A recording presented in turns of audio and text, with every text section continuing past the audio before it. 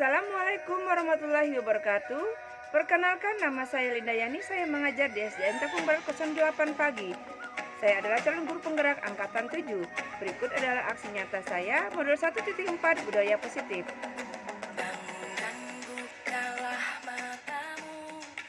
Perkenalkan, beliau adalah fasilitator saya, Ibu Deka Andriani, dan pengajar praktik adalah Ibu Yurisa Purnamasari.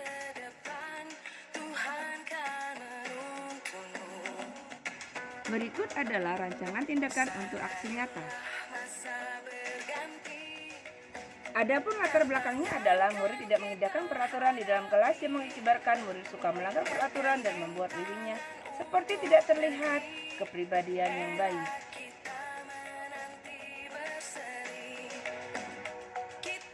Selanjutnya adalah tujuan aksi nyata, yaitu mewujudkan murid yang berbudi pekerti luhur menuju profil pelajar Pancasila, menanamkan dan menumbuhkan budaya positif di lingkungan SDN Cakung Barat 08 pagi dengan meyakini bahwa nilai-nilai yang terkandung dalam profil pelajar Pancasila.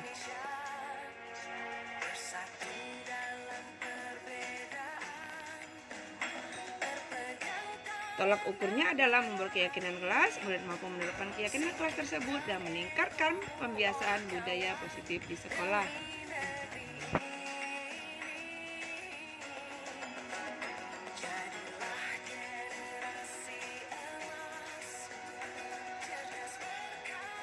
Lini masa tindakan, langkah-langkahnya mendiskusikan, mengumpulkan rekan guru, dan melakukan kolaborasi, serta melakukan refleksi dan evaluasi.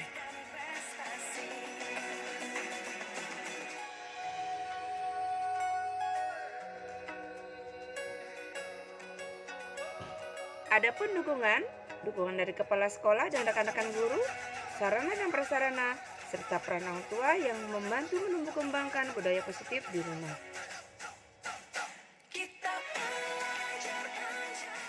Baiklah, berikutnya saya akan memberikan dan menampilkan materi yang saya sampaikan pada dasar pengimbasan di SDN Cakung Barat 08 pagi, budaya positif.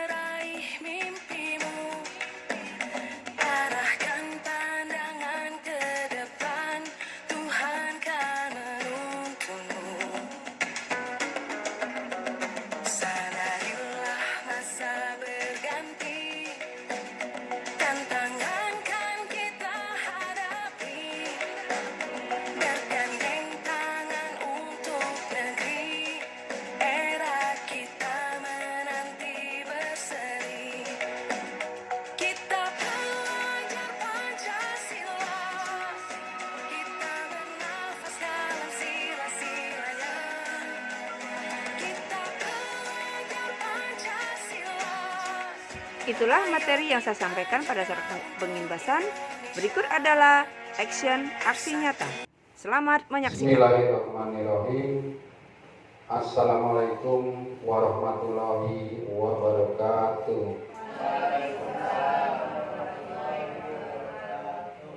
Selamat siang. Salam Swastiastu, Namo Buddhaya, salam kebajikan. Yang pertama yang kami hormati Kepala Sekolah SDN Cakung Barat 08, yang kami hormati Wakil Kepala Sekolah Kurikulum dan Kesiswaan SDN Cakung Barat 08, dan tentunya Bapak Ibu tenaga pendidik dan kependidikan yang sudah bersama-sama dalam keadaan bahagia, sejahtera, bisa memenuhi undangan pada acara kegiatan pengimbasan budaya positif di SDN Cakung Barat 08, dan tentunya teristimewa kepada guru penggerak salah satunya di SDN Cakung Barat 08, yaitu Ibu Lindayani, yang pada kesempatan hari ini akan menyampaikan materinya, yaitu tentang pengimbasan budaya positif di SDN Cakung Barat 08. Sebelum acara dimulai, kami akan kembali kepada Bapak Ibu Guru supaya gadgetnya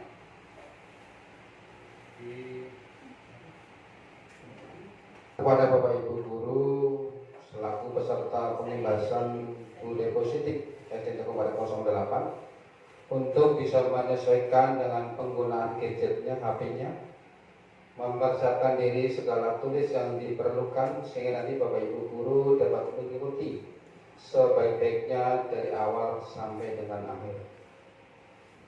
Baiklah Bapak Ibu Guru yang kami hormati, untuk mengefektifkan waktu yang terus berjalan, saya selaku pembicara akan menyampaikan terlebih dahulu susunan acara pembahasan materi budaya positif di SDN Cakung Barat 08. Yang pertama yaitu adalah pembukaan, yang kedua menyanyikan lagu Indonesia Raya, yang ketiga sambutan kepala sekolah SDN Cakung Barat 08, dilanjutkan dengan acara inti yaitu aksi nyata pengimbasan budaya positif di SDN Cakung Barat 08. Setelah itu diisi dengan tanjak ataupun diskusi, dan sebagai jamaah syukur kita baca bersama-sama, dan nanti kita tutup acara ini sebagai penutup segala rangkaian daripada acara kita di kesempatan hari ini. Untuk itu, mari sama-sama akan kita buka dengan sama membacakan basmalah. Bismillahirrahmanirrahim. Terima kasih Bapak Ibu semuanya, kita sudah buka bersama-sama acara kita ini dengan membacakan basmalah. Mudah-mudahan dengan fadilah basmalah ini acara sesuai dengan harapan kita semua dapat terlaksana dengan baik dari awal sampai dengan akhir, dan tentunya bisa memberikan manfaat positif kepada kita semua warga sekolah SDN Cakung Barat 08. Memasuki acara yang kedua, yaitu menyanyikan lagu Indonesia Raya. Kepada peserta dimohon untuk berdiri, dan ini kami minta untuk bisa memimpin menyanyikan lagu Indonesia Raya.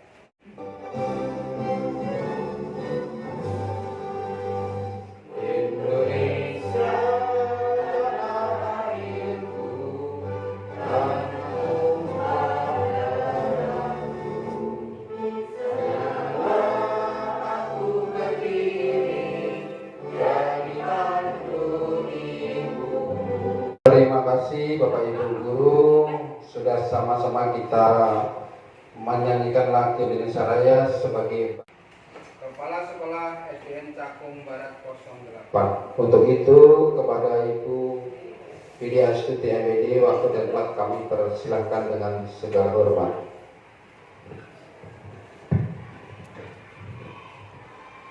Bismillahirrahmanirrahim. Assalamualaikum.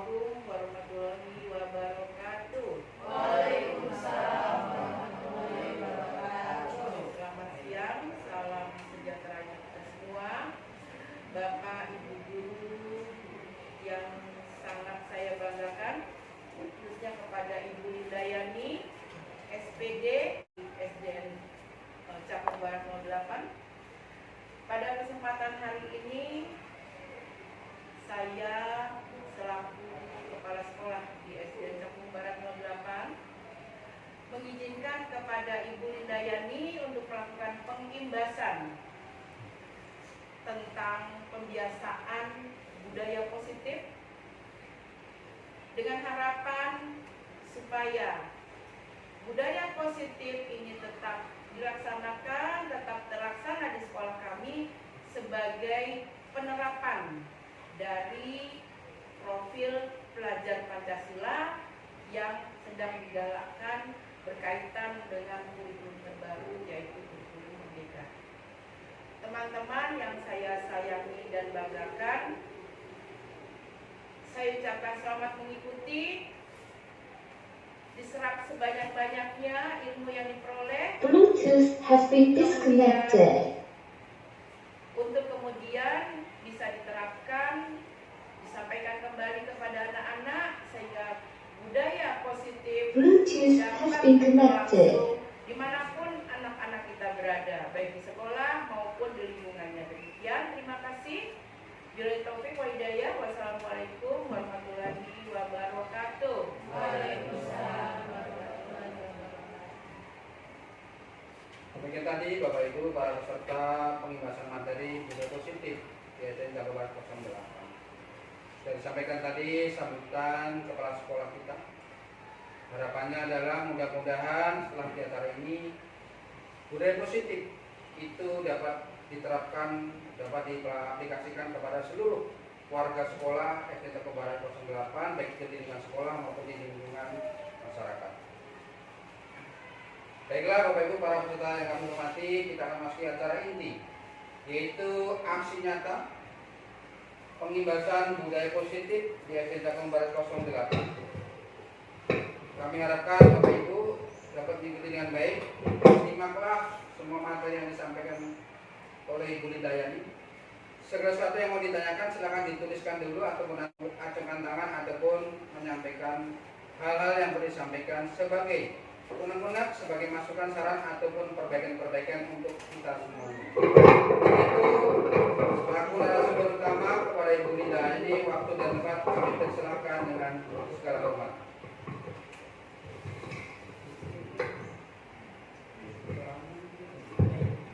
Assalamualaikum warahmatullahi wabarakatuh.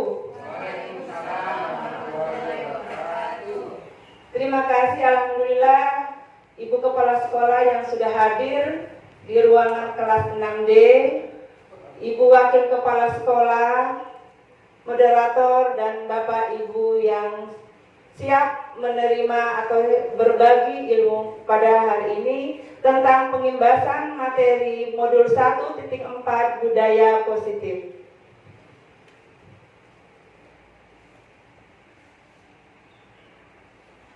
Saya ucapkan selamat datang kepada Bapak Ibu guru hebat.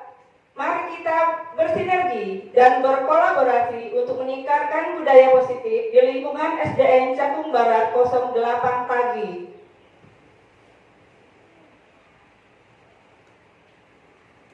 Sebelum memulai pengimbasan ini, saya akan memulai dengan pantun terlebih dahulu biar nggak kaku banget ya Bapak Ibu.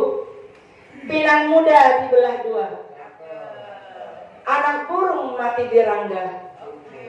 Dari muda sampai ketua, ajaran baik jangan diubah. Terima kasih.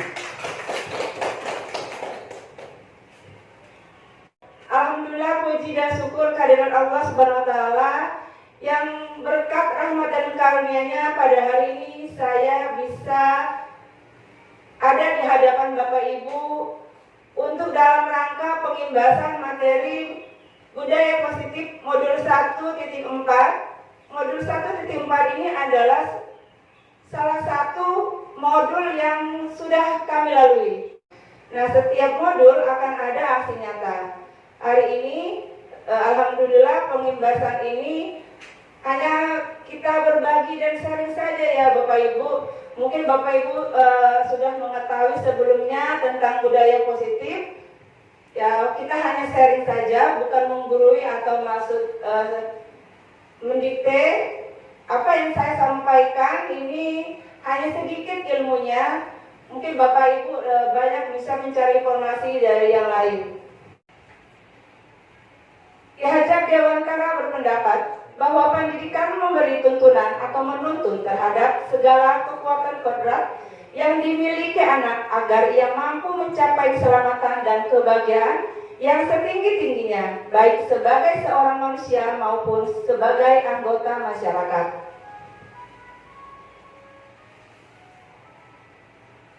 Budaya positif itu apa?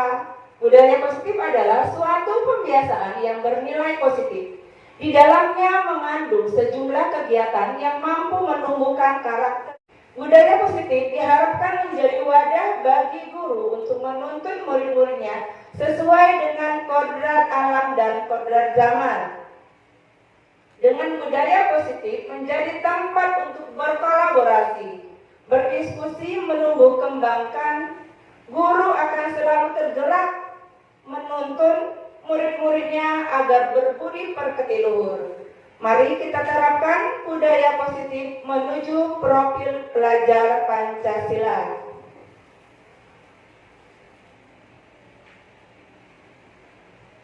Pada siang hari ini, ada topik yang akan saya sampaikan adalah perubahan paradigma belajar.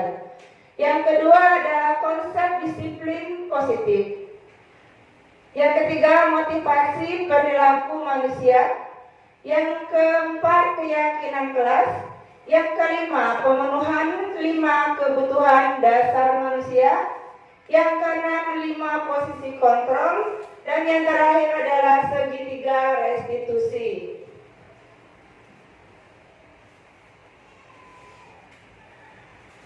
Perubahan paradigma belajar.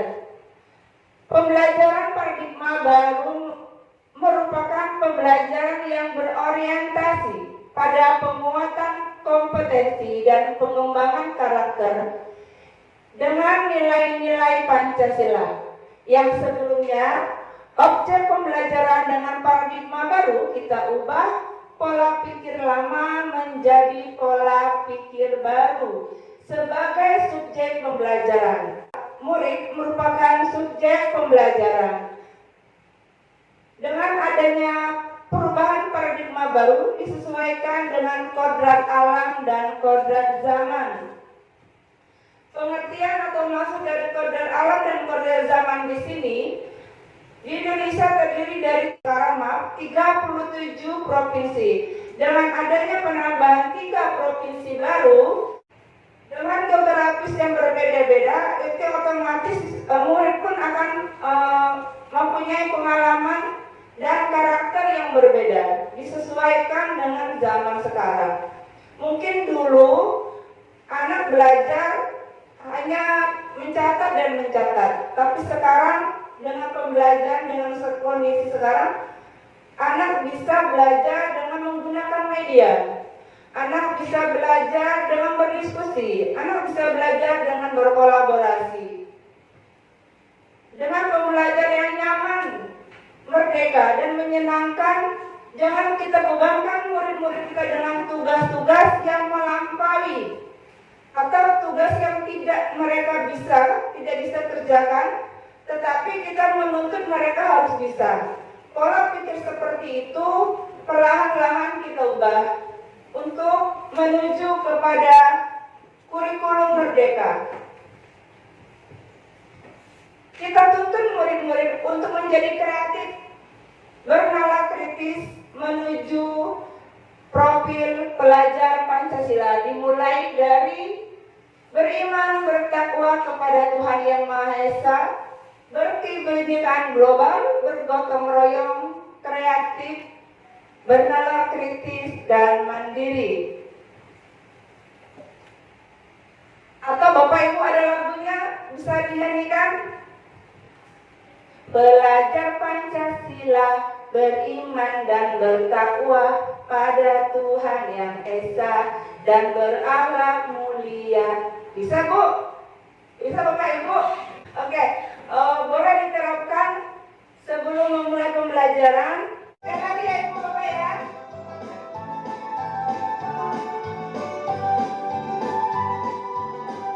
Ya, kita mulai.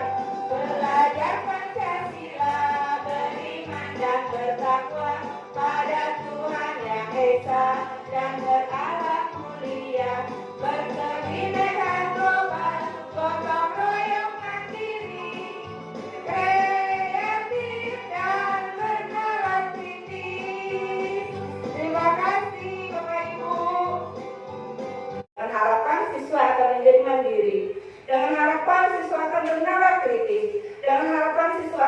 kreatif. Selanjutnya adalah konsep disiplin positif. Disiplin positif merupakan pendekatan mendidik anak-anak untuk melakukan kontrol diri dan membentuk kepercayaan diri.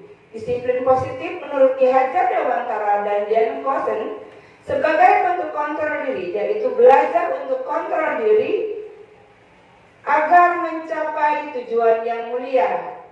Tujuan mulia di sini mengacu pada nilai-nilai atau prinsip-prinsip mulia yang dianut seseorang.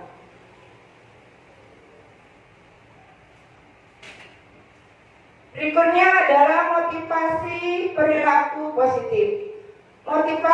Motivasi merupakan unsur penting yang harus dimiliki murid untuk menimbulkan semangat baru.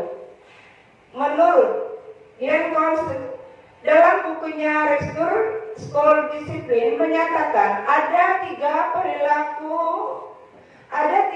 motivasi perilaku manusia. Yang pertama adalah untuk menghindari ketidaknyamanan atau hukuman. Yang kedua, untuk mendapatkan imbalan atau penghargaan.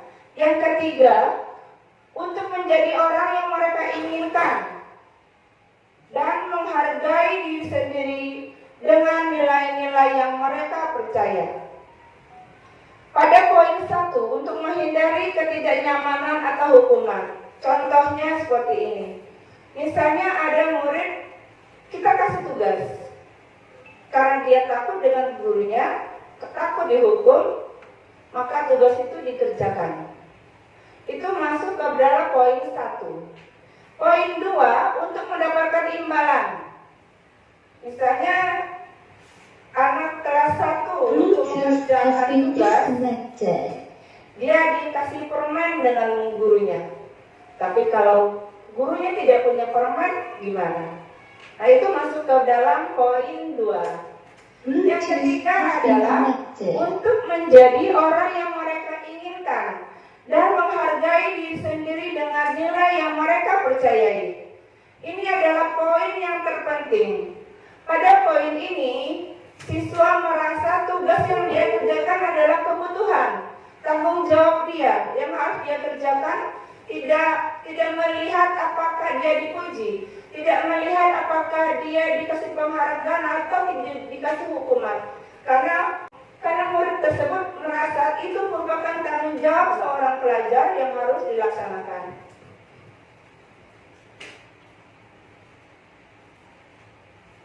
Berikutnya adalah keyakinan kelas.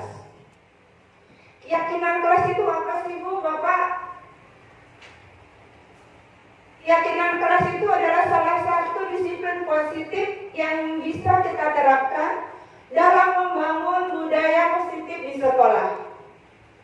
Inilah poin yang menjadi simbol pada materi hari ini. Dengan keyakinan kelas, setiap kelas yang sudah disepakati bersama dapat mewujudkan tujuan pendidikan yang berorientasi kepada profil pelajar Pancasila. Ada beberapa urutan yang dapat dilakukan untuk merancang keyakinan kelas ini. Pertama, guru meminta semua murid di kelas untuk menuliskan apa saja aturan yang berlaku untuk di kelas tersebut. Kemudian, semua usulan ditulis baik di kertas ataupun di papan tulis. Ketiga, kalimat-kalimat yang sudah disepakati menjadi keyakinan kelas diubah menjadi kalimat positif. Yang keempat, guru bisa mengecek kembali usulan dari murid apakah masih ada pernyataan yang berbentuk aturan. Kelima, cek kembali keyakinan kelas secara berulang bersama-sama. Yang keenam, jika keyakinan kelas selesai sudah disepakati, guru bersama siswa meninjau kembali apakah sudah tepat. Kemudian guru dan siswa menandatangani keyakinan kelas yang sudah disepakati. Sebagai contoh, mungkin ada di ruangan ini, di sebelah kiri kiri Bapak Ibu ada keyakinan kelas. Itu ada 31 kertas yang saya sebarkan kepada sejumlah murid di kelas saya. Mereka menulis peraturan kira-kira keyakinan kelas atau peraturan apa yang tepat. Mungkin aturan-aturan dulu yang harus ditegakkan. Kira-kira apa yang tepat ya? Nah, setiap siswa pasti berbeda-beda. Ada yang bilang tidak boleh mencontek. Ada yang bilang tidak boleh terlambat, Bu. Ada yang bilang tidak boleh mengganggu teman. Mereka biarkan mereka berkreasi. Kemudian kertas tersebut kita tampung, kita tempelkan baik di papan tulis ataupun di karton. Kemudian kita saring. Kalimat-kalimat ini pasti ada yang sama. Nah, yang sama ini kita jadikan suatu kalimat yang tidak terlalu mendikte. Maksudnya tidak perlu mencontek. Jadi kalimatnya kita ubah. Di sini saya sudah memberikan contoh keyakinan kelas yang dari 31 siswa diperkecil menjadi 9.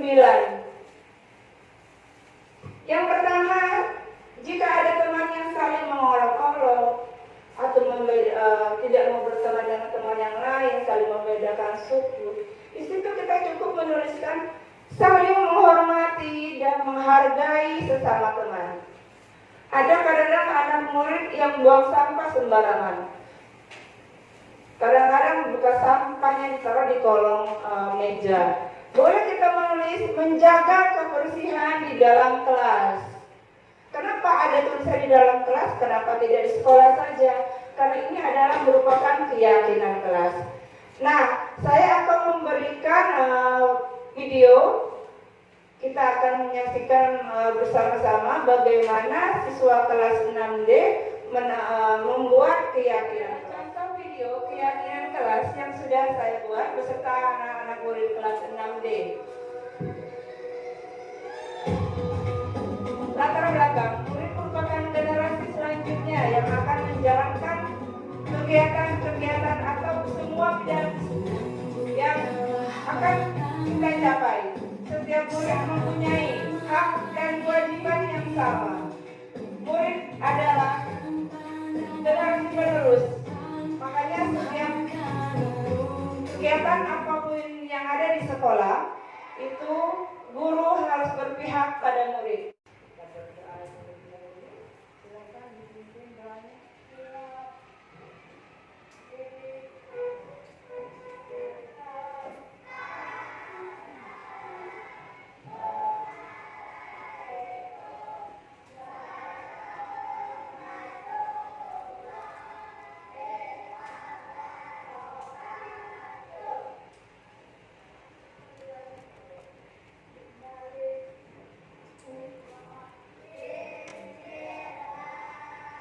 Sebelum pembelajaran, setiap murid selalu melakukan pembiasaan seperti berdoa di dalam kelas.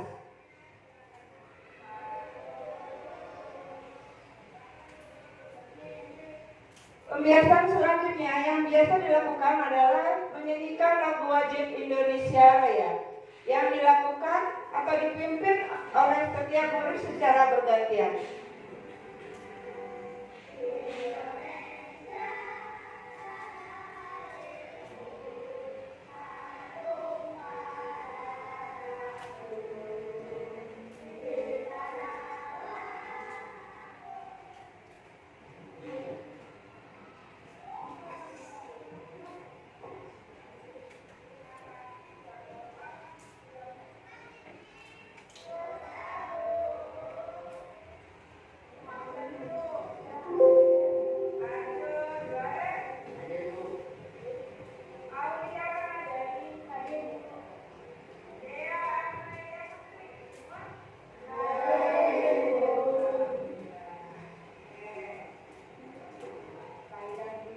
Tidak lupa mengabsen setiap murid, dimulai dari yang pertama sampai terakhir. Kenapa? Karena dengan memanggil namanya, murid akan merasa terperhatikan. Sementara yang sudah kita lakukan adalah hadir tidak, hadir semua hadir. Mulai hari ini dan selanjutnya, coba kita biasakan sebelum memulai pelajaran untuk melihat apakah, karena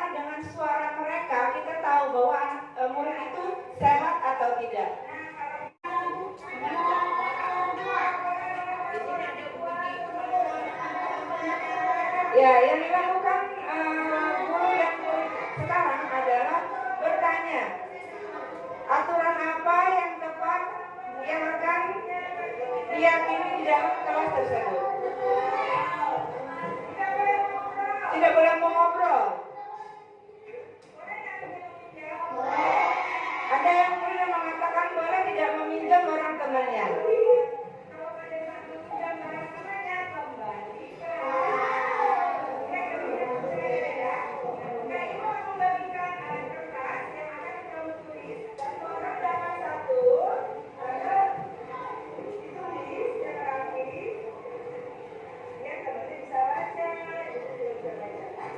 Setiap murid mendapatkan kertas yang akan dia tulis berdasarkan apa yang dia yakini.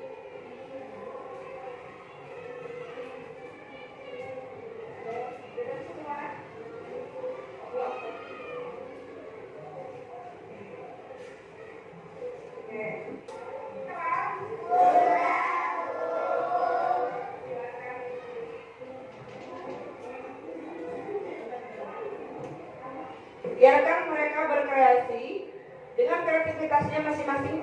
Apa yang harus mereka tulis, kadang kertas itu juga mereka gambar menurut kesenangan mereka sendiri, nyamannya murid.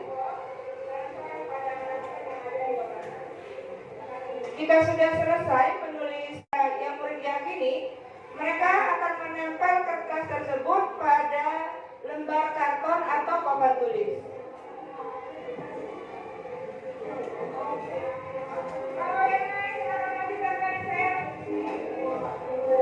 Kelas 6 terdapat ada 31 murid yang semuanya mempunyai kreativitas yang berbeda-beda. Mereka menulisnya pun ada yang berbeda-beda. Ada yang menulis sesuai dengan apa yang dia alami, ada yang dia menulis sesuai dengan apa yang dilihat dari temannya.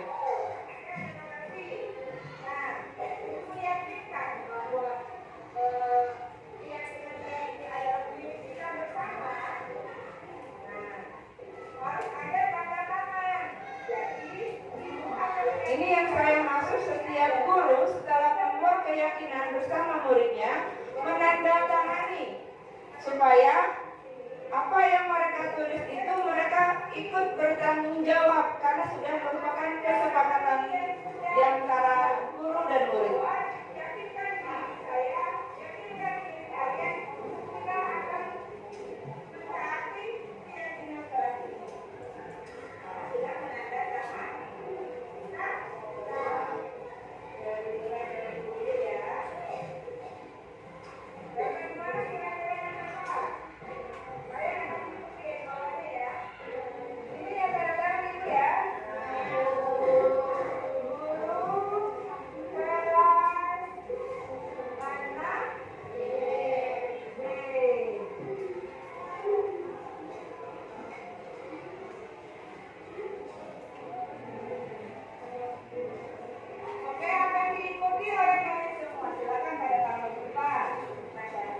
Sebanyak 31 siswa ikut menandatangani keyakinan kelas yang sudah mereka tulis.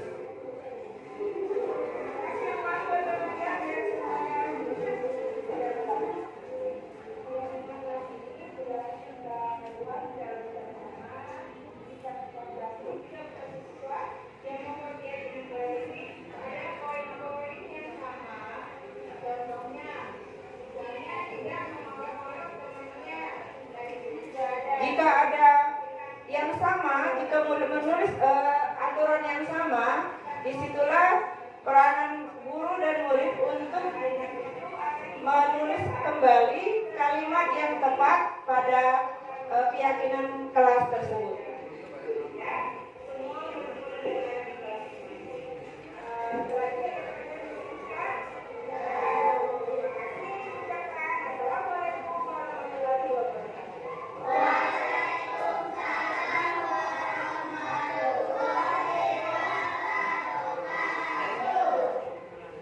Ini keyakinan kelas yang sudah kami rangkum, ada 9 poin yang ditandatangani oleh guru dan murid. Ini dia keyakinan kelas yang sudah kami buat. Mudah-mudahan dapat Bapak Ibu terapkan di kelas masing-masing. Berikutnya adalah pemenuhan 5 kebutuhan dasar manusia.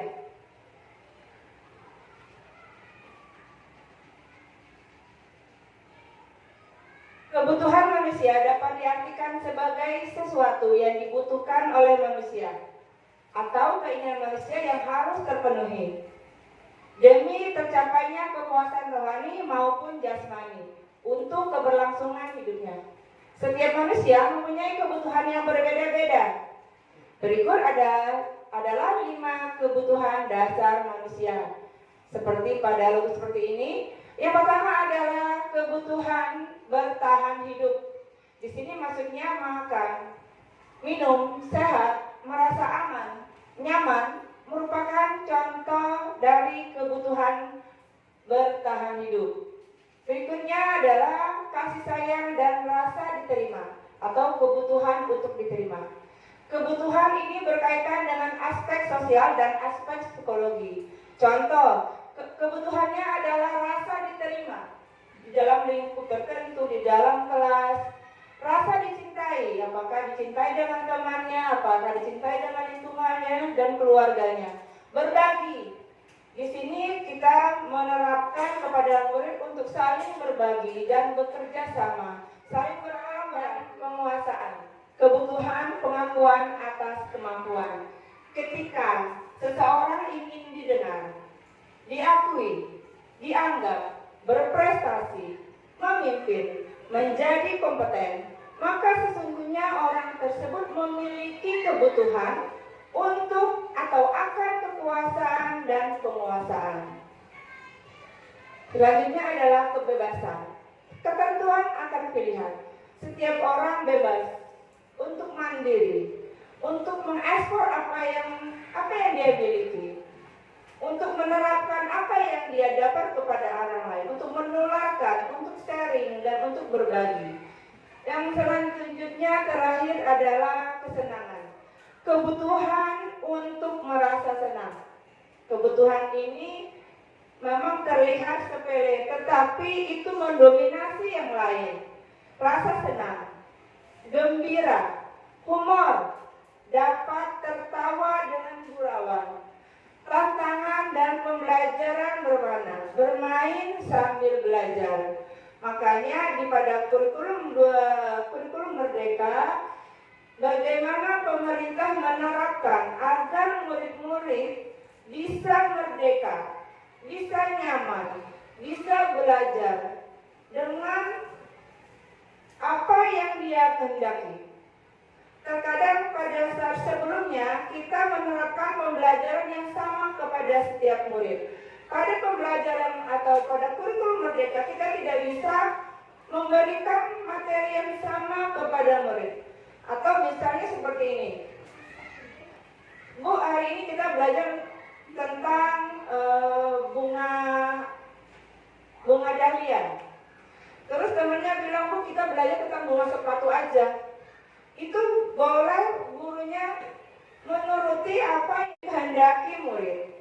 Kenapa? Karena merdeka tadi, bebas. Kita tidak bisa menuntut yang ini saja, itu tidak bisa. Mungkin sebelumnya seperti itu. Selanjutnya dengan menerapkan kurikulum Merdeka, kita harus siswa yang merdeka. Boleh mereka yang menentukan. Mereka boleh, Bu, pelajarannya yang sebaiknya ini aja, karena saya mengertinya seperti ini. Ini boleh diterapkan di kita, tolong misalnya, atau gurunya otomatis, guru adalah penuntun. Jadi guru menuntun murid-muridnya ke arah yang lebih, atau ke arah apa yang siswa atau murid kehendaki.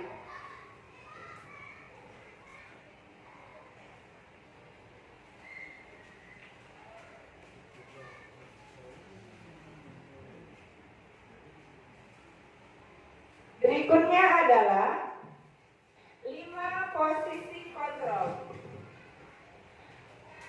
Menurut Dan Gosen dalam bukunya Restructuring School Discipline 1998 mengemukakan bahwa guru perlu meninjau kembali penerapan disiplin di dalam ruang kelas selama ini. Pertama adalah ada 5 posisi kontrol. Ada 5 posisi kontrol. Yang pertama penghukum. Kedua adalah pembuat rasa bersalah. Ketiga adalah teman. Keempat adalah pemantau. Kelima, guru sebagai manajer. Maksudnya di sini guru sebagai penghukum biasanya itu menyakitkan siswa, baik fisik ataupun verbal, ataupun dengan kalimat. Nah, pada posisi ini adalah posisi terendah, di mana posisi ini ingatan siswa akan melekat. Wah, gurunya galak, gurunya ini dan itu. Nah, pada selanjutnya adalah pembuat rasa bersalah.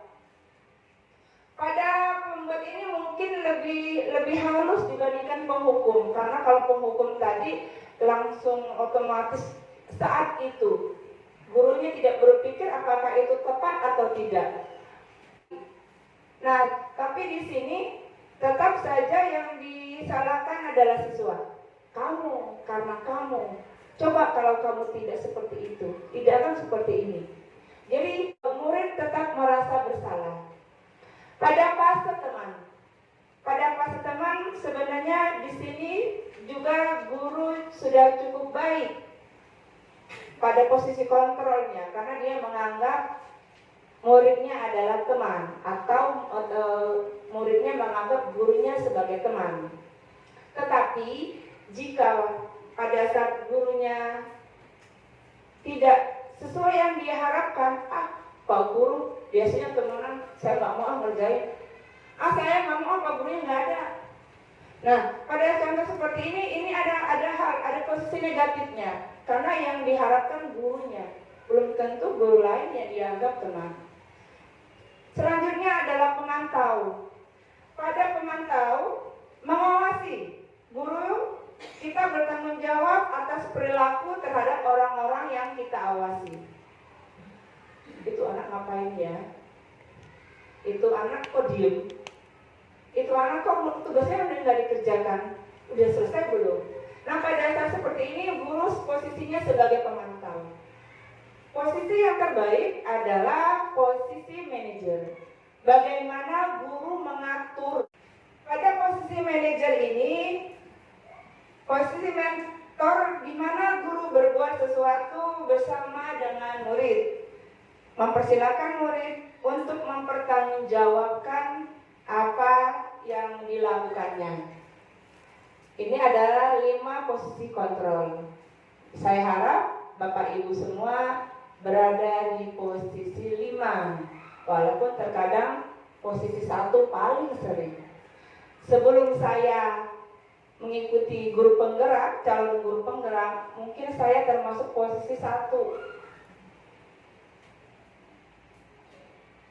Menghukum langsung tanpa saya berpikir. Contoh, saya tidak mengerjakan PR. Yang saya hukum dia menyapu halaman. Nggak ada nyambungnya, Bu. Nggak ada nyambungnya, Bapak. Harusnya apa? Ntar kita lihat, akan ada contoh. Sebagai teman juga, mungkin ada baiknya. Pemantau, hanya melihat dan melihat. Ini posisi terakhir adalah posisi manajer. Topik yang ke-7 adalah segitiga restitusi. Apa yang kita lakukan jika murid melanggar keyakinan kelas? Jika ada murid yang tidak mengerjakan PR, jika ada murid yang berkelahi, jika ada murid yang mengolok-olok, apa yang harus guru lakukan?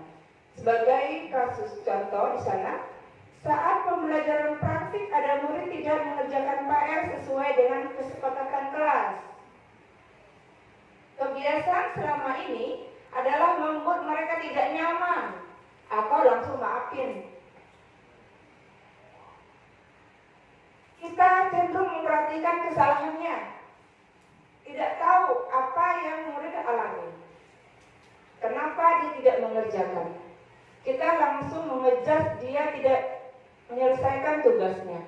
Pada segitiga restitusi merupakan salah satu cara memperbaiki diri untuk mewujudkan disiplin diri. Segitiga restitusi adalah proses menciptakan kondisi bagi murid untuk memperbaiki kesalahannya sehingga karakter mereka lebih kuat ketika kembali pada kelompoknya. Yang pertama adalah menstabilkan identitas. Maksudnya menstabilkan identitas di sini adalah mengubah atau merubah orang merasa gagal berbuat menjadi orang sukses. Contoh, jika ada siswa yang melanggar atau tidak mengerjakan PR, sebaiknya kita tanyakan, kenapa tidak mengerjakan PR? Jangan langsung, yang tidak mengerjakan PR siapa? Keluar. Yang tidak mengerjakan PR siapa? Mungkin dihukum dengan hal-hal yang lainnya. Nah, pada menstabilkan identitas itu tidak seperti ibu, tidak seperti itu Bapak Ibu. Kita tanya dulu, kamu kenapa tidak mengerjakan PR? Supaya kita tahu kenapa siswa tersebut tidak mengerjakan PR. Jangan langsung mengejas, kamu malas, kamu nakal, kamu ini dan itu. Selanjutnya adalah validasi tindakan yang salah. Jika siswa tidak mengerjakan PR, jika kita tanya, kenapa kamu tidak mengerjakan PR, nak? Pasti dia akan menjawab. Jika dia tetap diam, bagaimana usaha seorang guru untuk supaya murid tersebut bisa berbicara? Kalau misalnya dia menjawab, saya lupa Bu, saya tidak mengerjakan PR karena semalam saya sakit Bu, saya tidak mengerjakan PR semalam karena saya pulang malam Bu. Jadi ada hal-hal yang kita ketahui dari murid tersebut. Terus kemudian kita tanyakan, kamu salah tidak untuk tidak mengerjakan PR? Kita tanya balik ke siswanya. Selanjutnya adalah menanyakan keyakinan kelas. Keyakinan kelas yang sudah kita buat, kita tanyakan. Tidak mengerjakan tugas, masuk tidak ke dalam keyakinan kelas? Masuk Bu. Berarti siswa tersebut melanggar keyakinan kelas. Tetapi dia sadar bahwa murid tersebut salah dan mereka akan memperbaiki. Nah, hal-hal seperti ini mungkin sebagian dari kita Bapak Ibu sudah menerapkan, tetapi belum tahu apa sih maksudnya dari segitiga restitusi tersebut. Berikut adalah contoh video segitiga restitusi yang sudah saya buat bersama murid kelas 6B. Tapi sebelumnya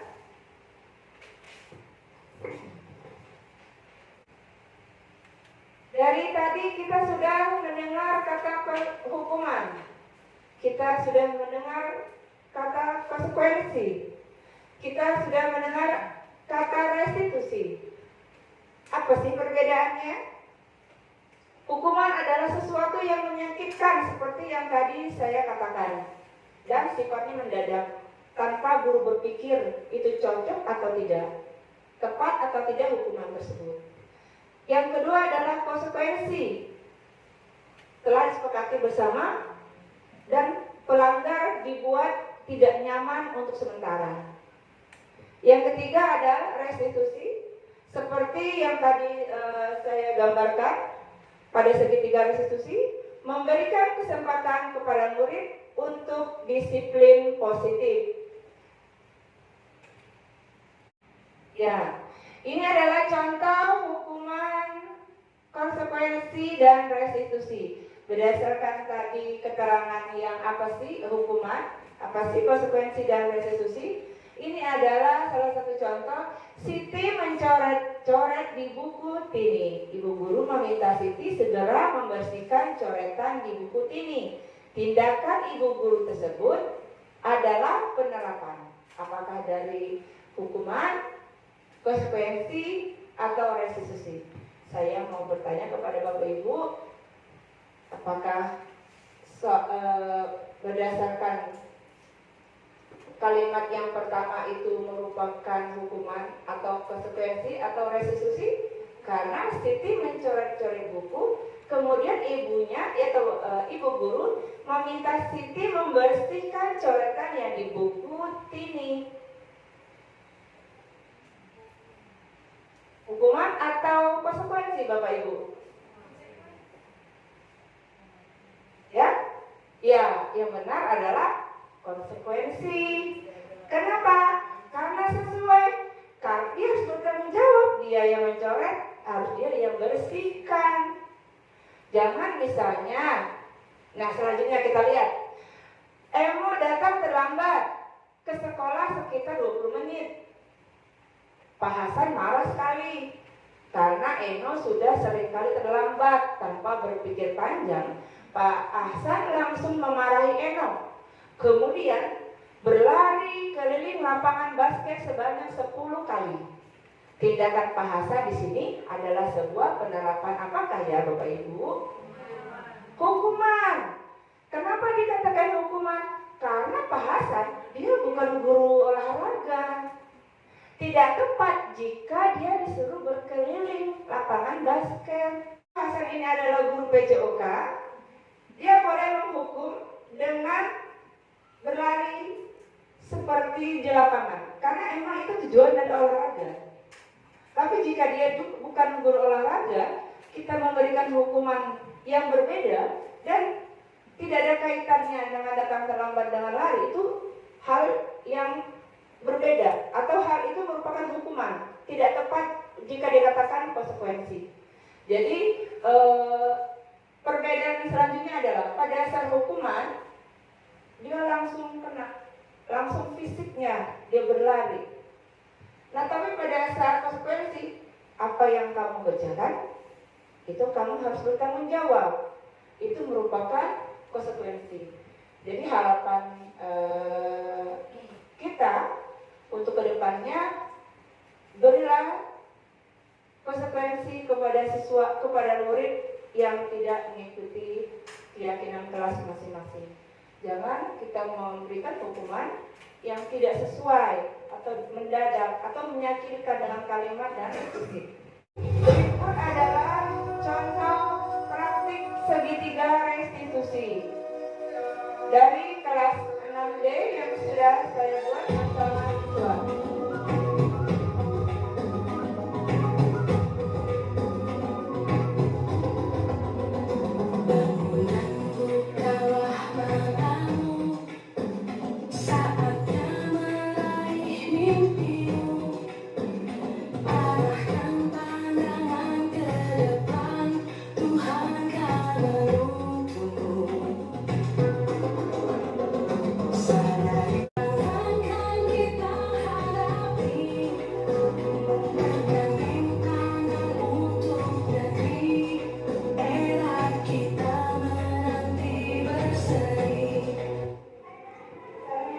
Pada kasus pertama, terdapat siswa yang tidak mengerjakan tugas.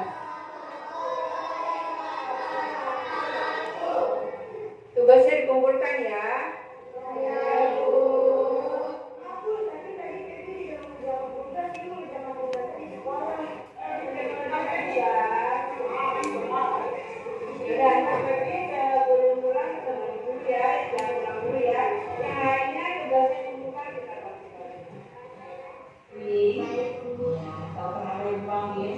Pada saat ini guru mempraktikkan segitiga restitusi dengan kasus yang pertama terdapat siswa yang tidak mengerjakan tugas.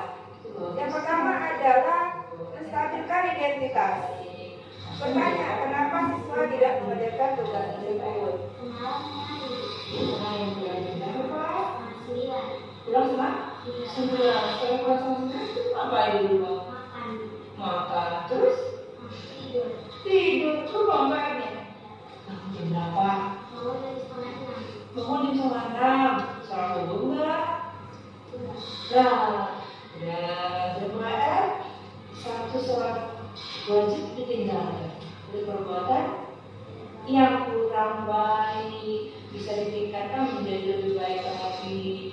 Yang tadinya sholatnya 5 waktu harus wajib menjadi 5 waktu. Yang tadinya kayaknya dikerjakan sedikit-sedikit ditingkatkan supaya dikerjakan kayaknya lebih Baby sudah mengakui kesalahan, sudah tahu kesalahannya seperti apa, diperbaiki dan jangan diulangi kembali.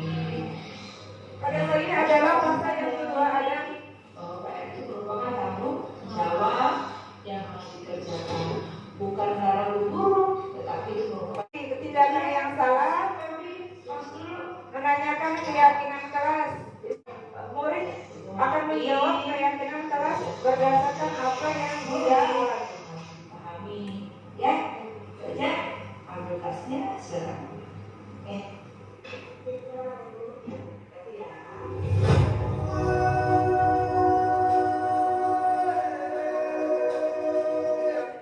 Pada kasus pertama tadi, hukuman tidak diberikan, tetapi murid sudah mengakui kesalahan. Kesalahan pertama, dia tidak mengerjakan PR.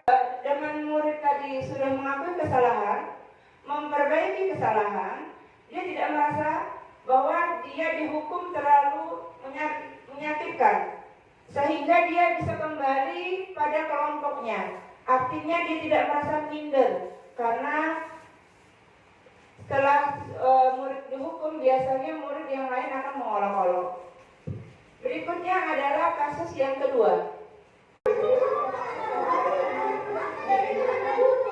Berikutnya adalah siswa yang berkelahi, ada murid yang berkelahi karena mengolok-olok orang tua.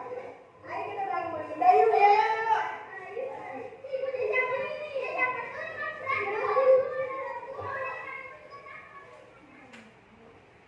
Gimana kabarnya? Tahu kenapa dipanggil?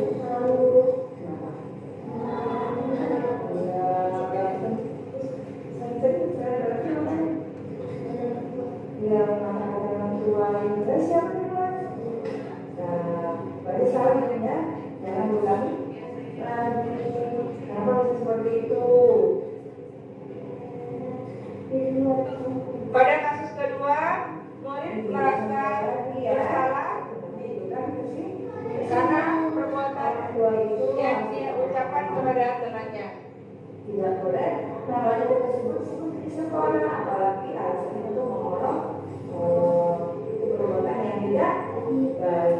Harus saling menghargai, saling menghormati supaya di dalam kelas teman-teman memberi kerukunan, ya. Jangan diulangi kembali. Ibu dulu juga pernah kecil sama seperti kalian. Nah, tapi bagaimana kita menjaga diri kita untuk tidak mengolok-olok teman. Kita sudah sadar bahwa itu perbuatan yang tidak baik. Dimanapun berada, jadilah lisan kita, ucapan kita, supaya berkata yang baik.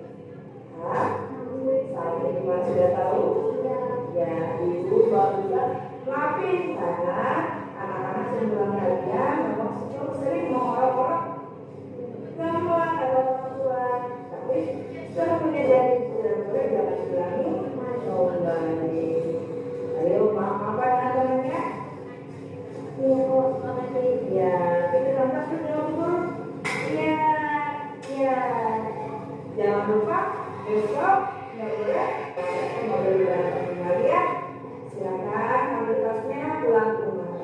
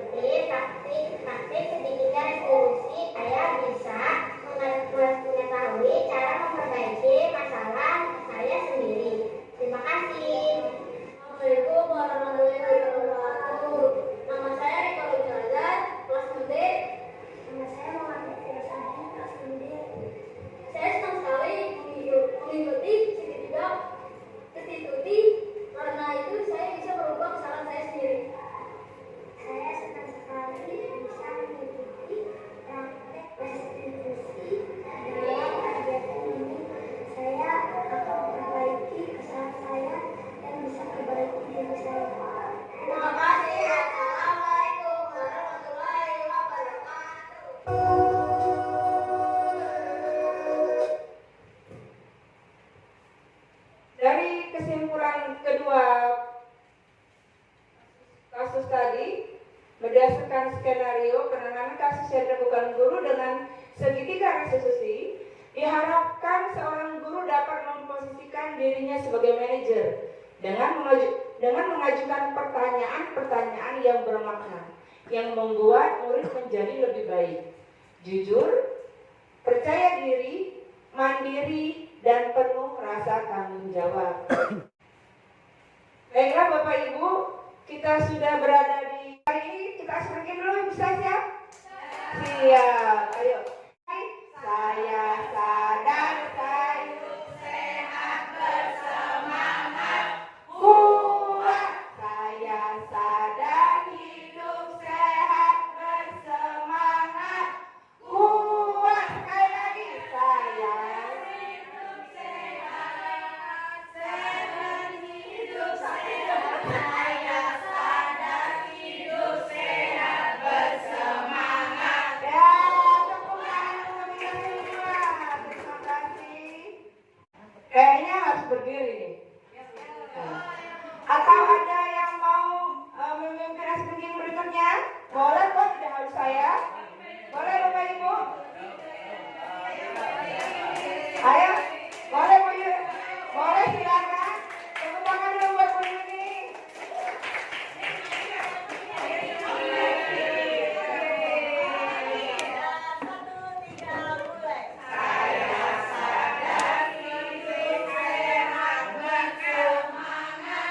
Kuat. Saya sadar hidup sehat bersemangat kuat. Saya sadar hidup saya sehat bersemangat. Saya sadar hidup sehat bersemangat kuat. Terima kasih Bapak. Terima kasih Bu Yuni. Oh ya Bapak Ibu guru hebat, saya akan menyampaikan bahwa Mempelajari tentang nilai-nilai guru penggerak dan peran sebagai guru penggerak.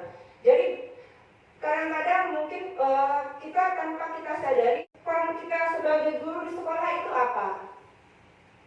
Apakah kita sudah berpihak kepada murid kita? Itu patut kita pertanyakan. Nah, pada kurikulum Merdeka ini dituntut untuk seorang guru bisa berpihak kepada muridnya. Nah, jika memang muridnya itu ada kesalahan, nah makanya ada segitiga restitusi tadi. Itulah fungsinya. Kedua, berikutnya seorang guru, peran guru adalah menjadikan murid itu sebagai pemimpin. Sebagai pemimpin buat dirinya sendiri. Bagaimana seorang murid bisa mengatur dirinya kapan dia harus membedakan tugas, kapan dia harus pulang ke rumahnya, kapan dia harus main.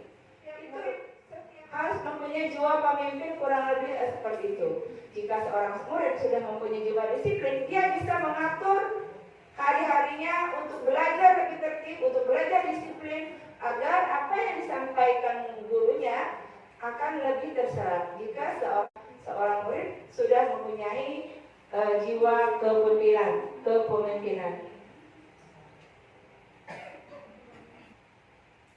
Sebelum kita masuk ke materi terakhir yaitu kesimpulan, apakah ada pertanyaan Bapak Ibu?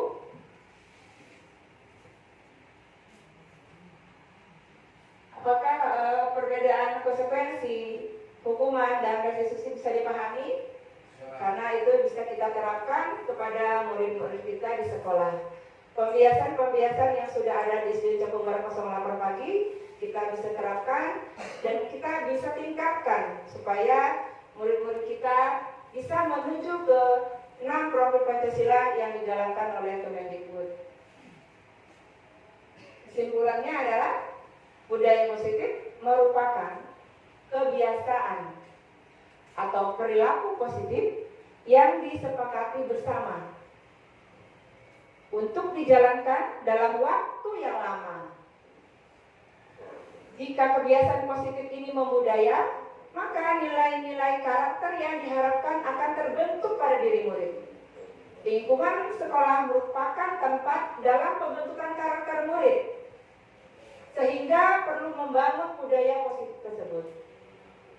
Setiap tindakan atau perilaku yang kita lakukan di dalam kelas dapat menentukan terciptanya sebuah lingkungan positif. Baiklah Bapak Ibu, saya minta Bapak Ibu berkenan untuk memberikan refleksi. Ada yang bersedia? Terima kasih, silakan. Terima kasih kesempatan diberikan kepada kami peserta pembahasan refleksi budaya positif di SD Canggu Barat 08. Saya sebagai peserta merasa ini suatu kehormatan, ini suatu penghargaan buat kami sebagai seorang pendidik di SD Canggu Barat 08. Karena setelah mendengarkan apa yang Ibu sampaikan tadi tentang budaya positif di SD Canggu Barat 08 ini, ternyata memang ini benar-benar budaya yang harus kita kembangkan, harus kita terapkan, harus sama-sama kita lakukan di sekolah ini. Ada beberapa catatan tadi yang dapat saya petik dari yang Ibu sampaikan. Itu pertama terkait dengan adalah perubahan paradigma belajar. Kita saat ini memang harus mengikuti kurikulum merdeka. Ternyata memang paradigma ini bagian dari seorang guru pendidik yang harus melakukannya, sehingga ternyata Ibu sampaikan tadi mudah-mudahan dapat kami jadikan bagian dari perubahan cara mendidik kami di SDN Cakung Barat 08. Berikutnya disampaikan tadi yaitu tentang beberapa hal, ada 7. Salah satunya yaitu adalah tentang konsep disiplin positif. Bapak Ibu, sama-sama kita ketahui bahwa disiplin adalah mudah diucapkan tetapi sulit untuk kita lakukan. Kata-katanya cuma disiplin, tapi ternyata kita sendiri seorang guru harus bisa menjadi teladan, harus bisa menjadi contoh untuk memberikan disiplin tersebut kepada anak-anak. Jadi dimulai dari kita para peserta, mudah-mudahan kedisiplinan akan bersama-sama kuat di SDN Cakung Barat 08. Dan tadi disampaikan juga tentang motivasi perilaku positif. Ini bagian juga yang ternyata memang budaya perilaku positif ini harus kita juga tanamkan kepada anak, baik itu saat kita belajar maupun pada saat tidak belajar, saat istirahat, saat pembiasaan, saat pembelajaran dan banyak hal. Karena perilaku ini ternyata memang di sekolah adalah bagian merubah perilaku mereka sehingga nanti saat mereka di masyarakat, perilaku itu adalah perubahan setelah mereka mengikuti pendidikan. Saya juga tertarik dengan keyakinan kelas. Saya nyatakan mungkin kayak dengan kesepakatan kelas. Aturan-aturan yang harus disepakati bersama. Ternyata ini benar juga. Muncul nanti ada di sana bentuknya hukuman, bentuknya konsekuensi, dan bentuknya restitusi. Ternyata ketiga ini memang kadang-kadang kita selaku guru perlu mendengarkan ini sebagai pencerahan buat kita semuanya. Ternyata memang luar biasa apa kita dengarkan hari ini. Ternyata memang hal itu adalah yang positif dan harus kita jadikan positif di sekolah kita untuk kebaikan kita bersama. Berikutnya tentang pemenuhan kebutuhan dasar manusia. Memang kita adalah manusia, kita adalah makhluk sosial, kita adalah makhluk berpancasila, sehingga memang segala sesuatunya harus kita terapkan tentang kebutuhan dasar ini untuk bertahan hidup, untuk mendapatkan pengakuan dan sebagainya. Karena ini adalah bagian dari mereka, bagian dari kita semuanya. Dan tadi ada tentang segitiga restitusi. Mudah-mudahan ini pun dapat kita jadikan bagian dari kehidupan pendidikan di SDN Cakung Barat 08. Demikian sedikit kami sampaikan. Mudah-mudahan yang sampaikan ini merupakan refleksi buat kita semuanya. Bagian dari mungkin tantangan buat kita semua untuk merubah SDN Cakung Barat New yang merupakan perubahan besar yang menjadi bagian dari tanggung jawab moral kita semuanya. Assalamualaikum warahmatullahi wabarakatuh. Assalamualaikum warahmatullahi wabarakatuh. Kita kasih tepuk tangan yang meriah buat Pak Juwadi yang sudah memberikan refleksi. Ada lagi Bapak Ibu yang siap? Alhamdulillah. Silakan Ibu Sari.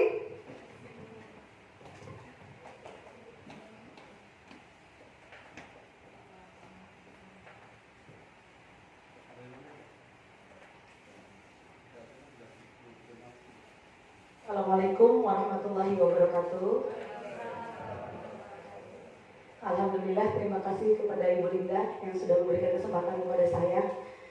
Pada hari ini saya mengikuti kegiatan Ibu Linda sebagai calon guru penggerak. Semoga semuanya guru-guru SD Cakung Barat menjadi guru-guru penggerak untuk pembelajaran lebih baik lagi. Amin, amin ya rabbal alamin.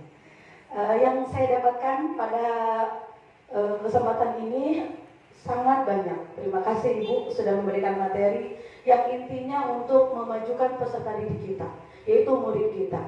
Karena kita merdeka belajar, profil pelajar Pancasila, yang di sana kita harus mendidik karakter anak. Karakter itu harus disesuaikan dengan budaya yang positif. Tadi sudah dipaparkan oleh Bu Linda. Budaya positif tidak semerta-merta dapat terbentuk dari anak, tapi dibuat dengan kebiasaan. Dan di situ pun diperhatikan latar belakang siswa. Ada tentang kemampuan mereka, kebutuhan mereka, dan guru tidak langsung menjas anak itu seperti apa. Tapi kita harus melakukan pendekatan. Lalu Bu Linda juga sudah menjelaskan tadi menggunakan keyakinan kelas. Dan itu didapat dari anak-anak sendiri, murid-murid sendiri, dan mereka akan konsekuensi dengan tanda tangan mereka melakukan semua yang mereka putuskan secara bersama. Dan insya Allah dengan seperti itu akan merubah dan lama-lama pasti akan menjadi budaya. Setelah menjadi budaya, karakter mereka pastinya akan menuju ke profil pelajar Pancasila. Yang sama-sama kita ketahui, kalau sudah menjadi karakter, insya Allah akan menjadi anak-anak yang baik. Murid kita adalah penerus kita. Jadi kalau murid kita lebih baik secara akhlak, secara santun sopan, semua yang mereka dapatkan, insya Allah akan menjadi lebih baik lagi. Dan sekolah kita pasti akan menjadi sekolah unggulan dengan anak-anak yang baik dan mempunyai prestasi yang baik pula. Terima kasih Bu Linda untuk waktunya, dan saya ucapkan terima kasih banyak. Wassalamualaikum warahmatullahi wabarakatuh. Terima kasih Bapak Ibu yang sudah hadir, yang sudah sharing dan berbagi dan mengikuti acara demi acara sampai selesai. Baiklah, tadi saya mulai dengan pantun, sekarang saya akan tutup dengan pantun juga. Pergi ke museum untuk melihat lukisan. Jangan lupa mampir minum es lendang mayang. Demikian selesai sudah pengimbasan. Semoga bermanfaat untuk para guru tersayang. Terima kasih saya ucapkan Bapak Ibu Kepala Sekolah yang sudah memberikan kesempatan kepada saya, yang sudah berbagi, saya bisa berbagi ilmu, berbagi apa yang saya terima dari selama pembelajaran modul 1.1 sampai modul 1.4. Mudah-mudahan bisa diterapkan di SDN Cakung Barat 08 pagi. Mudah-mudahan juga kita sebagai pelaku atau guru yang menuntun muridnya ke arah lebih baik untuk mendapatkan murid yang jauh lebih baik lagi menuju profil pelajar Pancasila. Terima kasih. Assalamualaikum warahmatullahi wabarakatuh.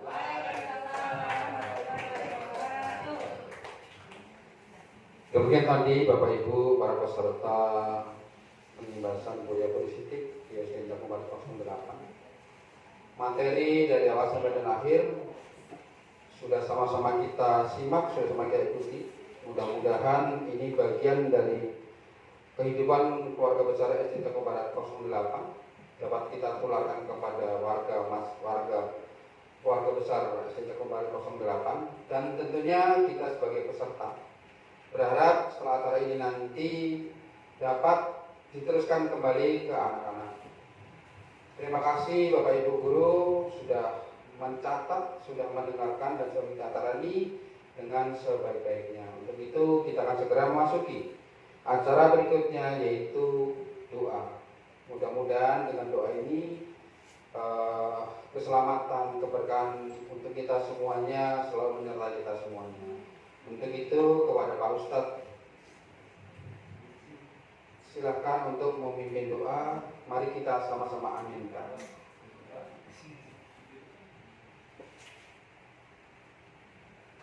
Astagfirullahaladzim, astagfirullahaladzim, astagfirullahaladzim. A'udzubillahi minasyaitonir rajim.